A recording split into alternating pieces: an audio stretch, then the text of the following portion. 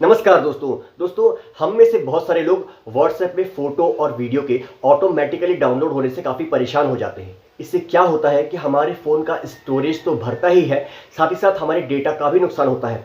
Plus साथ ही साथ यदि किसी ने कोई ऐसी फ़ोटो या वीडियो भेजी है जो हम पब्लिकली सबको नहीं दिखाना चाहते हो और वो ऑटोमेटिकली डाउनलोड हो जाए तो हमको काफ़ी एम्बेरसमेंट फील होता है।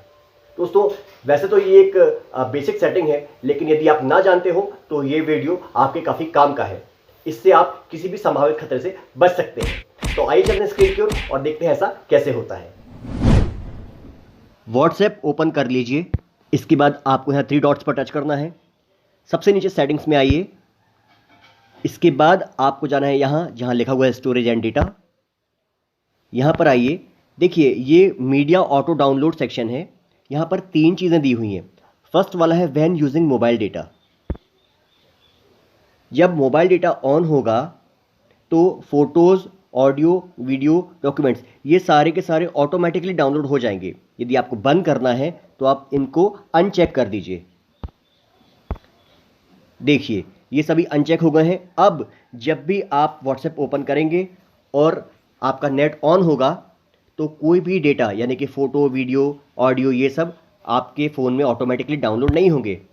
इसके नीचे व्हेन कनेक्टेड ऑन वाईफाई है।